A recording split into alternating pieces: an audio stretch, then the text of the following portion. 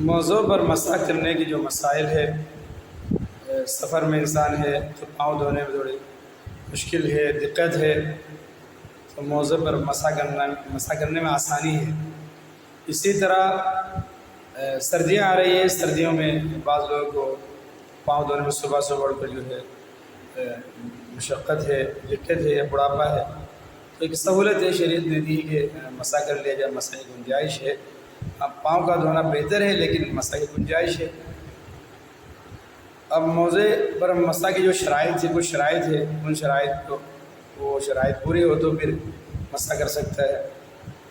موزے پہننے کے بعد جب وضو توڑنے والی کوئی بات پیش آئی تو اس وقت موزے پہننے والا کامل طہارت کے ساتھ ہونا ضروری ہے۔ نمبر 2، جنابت کی ناپاکی لاحق نہ ہو۔ جنابت کی ناپاکی لاحق ہو تو یعنی غسل فرض ہونا، جنابت کی ناپاکی اگر لاحق ہو تو وہ مسح نہیں کر سکتا۔ نمبر 3، موضع ایسا ہو جس سے ٹخنے ڈھکے ہوئے۔ ایسا جو ہے موضع ہے جو آج کل نکلی ہیں بعض موضع، ٹخنے نظر آ رہے ہیں تو اس میں مسح نہیں کر سکتا ہے، ٹخنوں کا ڈھکے ہونا ضروری ہے۔ نمبر 4، موزے چمڑے کے ہوں، چمڑے کے ہو، جراب پر مسح کرنا جائز نہیں۔ ہاں اگر وہ جراب ایسے ہو کہ بہت کم ہوتا ہے، مجلد ہو یا منعل ہو، جس پر چمڑا چھڑا ہوا ہو یا صرف نیچے چمڑا لگا ہو، چمڑا چھڑا ہوا ہو یا نیچے جو ہے چمڑا لگا ہوا ہو تو جائز ہے۔ ایسا نہیں ہے، ایسا جراب نہیں ہے تو پھر جراب پر مسح کرنا صحیح نہیں ہے، بلکہ موزے چمڑے کے ہو۔ نمبر 5، موزہ اتنا پٹا ہوا نہ ہو کہ چلتے ہوئے پاؤں کی 3 انگلیوں کی بقدر کھل جائے، اس سے کم ہو تو گنجائش ہے۔ نمبر 6، مسح موزے کی اوپر کی سطح پر، موزے کی جو اوپر کی سطح ہے وہ اوپر ہے، پاؤں کا جو اوپر ہے، ایک تلوا ہوتا ہے، ایک اوپر جو ہے اوپر کے پر مسح۔ نمبر 7، کم از کم 3 انگلیوں کی مقدار مسح کرنا، 3 انگلی کی مقدار، 4 انگلی مسح کیا جائے گا، یوں پاؤں کی انگلی کی طرف سے پنڈلی کی طرف، ٹخنے کی طرف لے جایا جائے گا،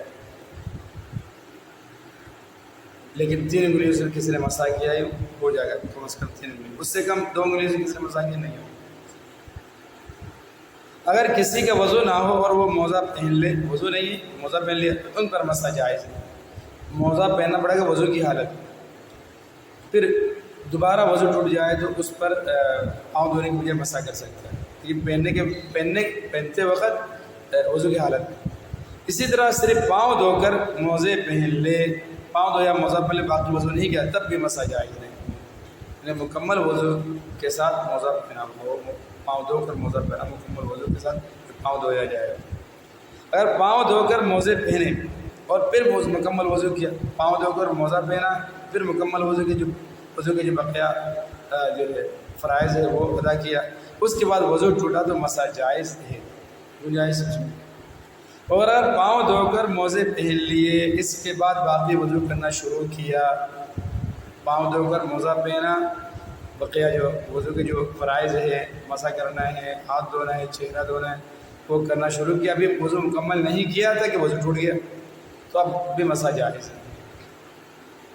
اگر وضو کر کے موزے پہن لیے پھر وضو ٹوٹ جائے، وضو کر کے موزے پہن لیے پھر وضو ٹوٹ جائے تو وضو کرتے وقت موزوں پر مسح کر لینا درست ہے۔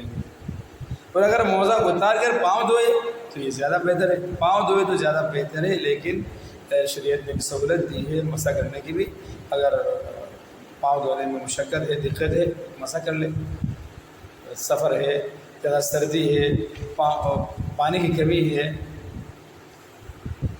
بہت سی باتیں ہو سکتی ہیں۔